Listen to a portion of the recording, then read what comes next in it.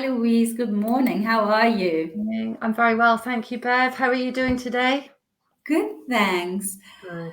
So, we had an interesting question this week come up, and I think it's a question that resonates with many people.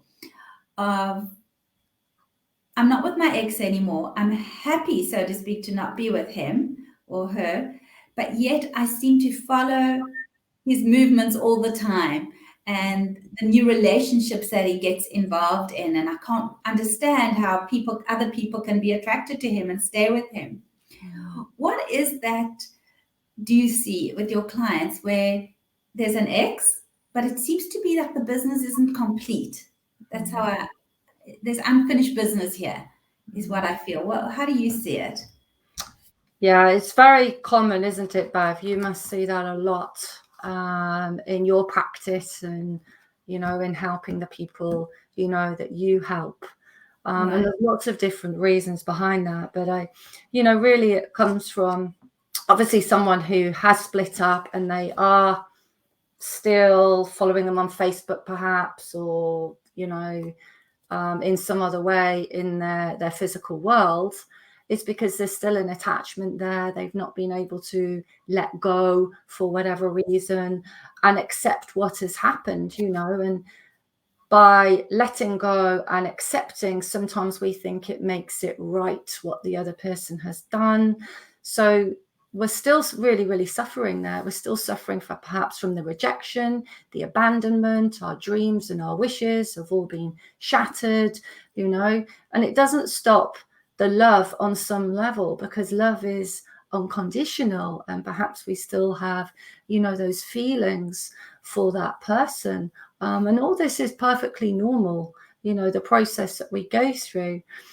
And even when we've perhaps even fallen in love with someone else, even perhaps when we fall in love with someone else, we can still have, those knee-jerk reactions or those feelings of that attachment. And if we do want to let go and not let this, affect us in our current lives, I do believe it is around acceptance. And acceptance means, that we accept what's happened, and it doesn't mean it's right.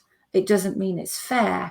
It doesn't make whatever that person has done to us or not done to us somehow okay, just because we accept what's happened. And so, I believe that's the first place, to work towards, coming from that place of acceptance and allowing those feelings. This is perfectly normal to, allow those feelings, and then to ask yourself, what do I want to do with those feelings right now? And that's where we begin to take responsibility for ourselves.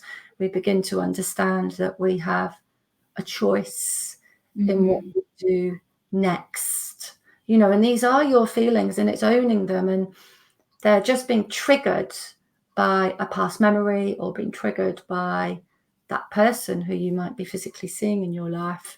But they are your feelings. They're not anything to do with that other person. And it's whether you want to still continue to feel those feelings, or whether you have arrived at a place that I've had enough now. I need to heal from those. Because there's a big saying, isn't there? If we don't heal from what's happened, it will rear its ugly head and it will be worse. And that's really what healing is, because it is a trauma.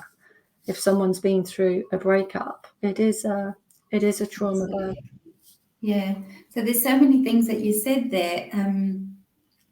I think one of the challenges is when a relationship has ended, is that we always have, it could be at different times in our lives, our ideal partner who's come to heal a conversation we haven't completed with our parents, with our early caregivers.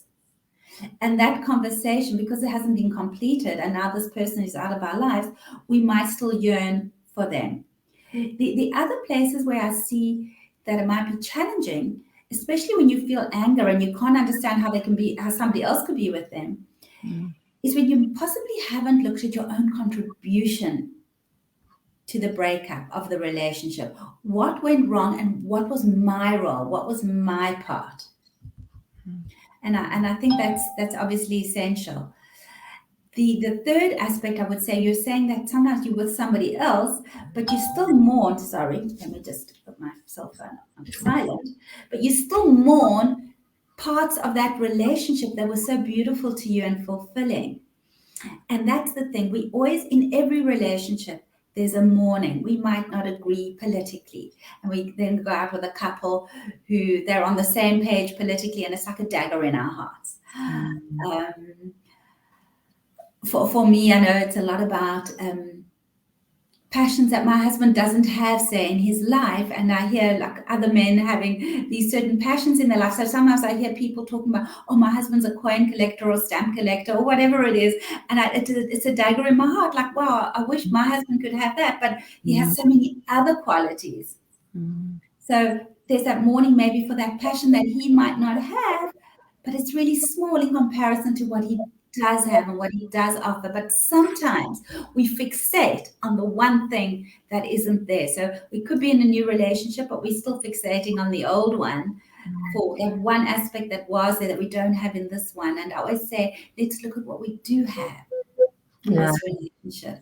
And let's focus on it, and let's express appreciation to our partner for bringing that to us and to our relationship. I love that, Bev.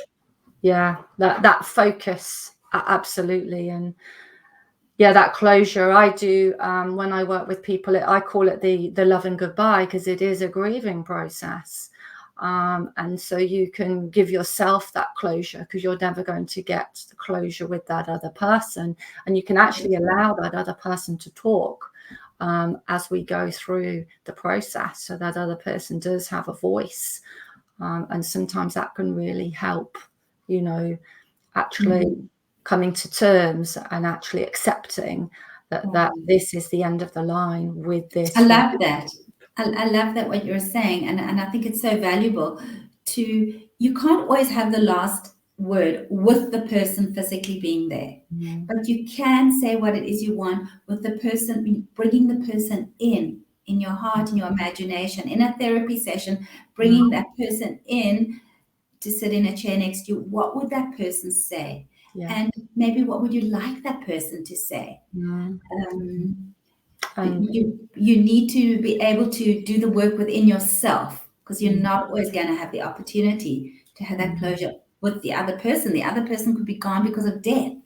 And in many ways, they're gone because of even a death that hasn't physically occurred. There's a death of this relationship, and they're no longer there.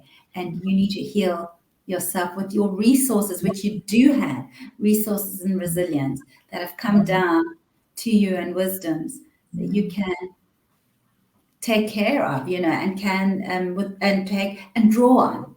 You can draw on. Yeah, absolutely, Bev. Yeah.